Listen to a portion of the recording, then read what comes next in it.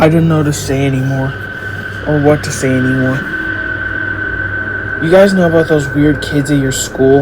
You know, the ones who would stay quiet and be a little bit weird, right? I kind of used to know one. The guy's name was Peter Parker. I actually know his family, but he's been missing after an accident happened with him. And I've been trying to find the guy ever since. It started like midway in August. I was in the same class as him, and we were going on a trip to the museum. If you're wondering what museum it is, I will not answer that one. It's a harder reason why. But I normally have a tend of things to forget places that I remember. But anywho, there was one part where he asked me to go explore the place with him because he wanted to go see the huge T-Rex statue of some sorts. I said sure, and we just wandered off without our teacher knowing. Once we reached over there, I noticed about something near the vents. Some spider I never saw before crawled out of it, and I brushed it off as some other spider, you know. It was at this time I needed to go to the bathroom, and I needed to go so fucking much. And so I told Peter I'd be right back and pointed to the nearest restroom. After I used the restroom, I looked in the mirror to check if I missed something, because before we go to the museum, I ate something and I was still on my way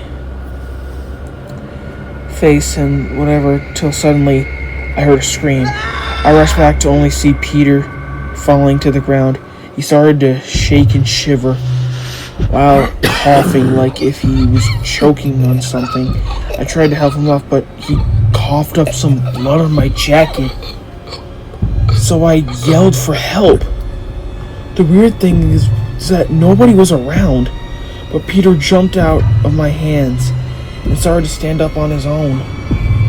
He made some blood puddle of short. I thought I saw him crying out a tear of blood. I told him that I'm gonna try and find some help. He grabbed me and said, "Leave me the fuck alone. Let me suffer." He then shoved me away from him. As I ran off trying to find help, I managed to find a security guard, and he followed me to the scene, but Peter was gone, and the last thing I saw was a puddle of blood. I was scared, and so was the rest of my classmates, and hell, even the teacher, of course. I didn't get myself into trouble because I've explained to him that it was Peter's idea and told him the truth. And my class just let us have the rest of the school day off. Once I got out of there, I rushed over to his only hope of family being his Aunt Jane. You see, the Parkers have a history with family's deaths.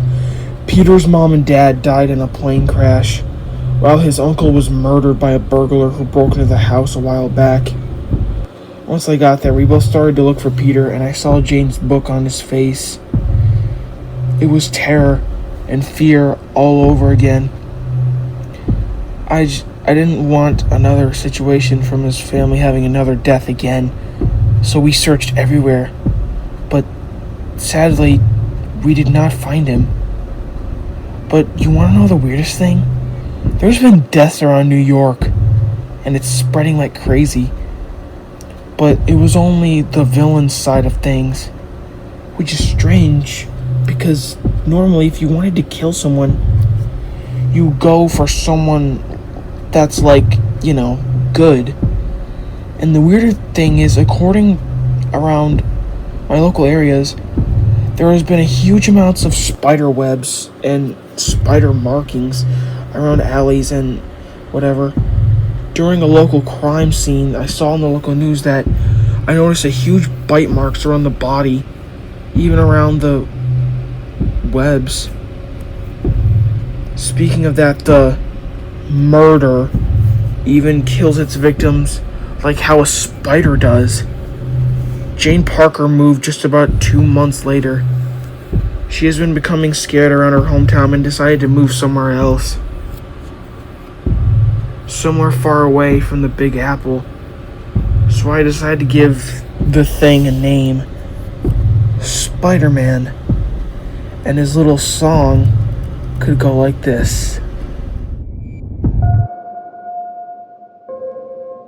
The itsy bitsy spider went up the water spout.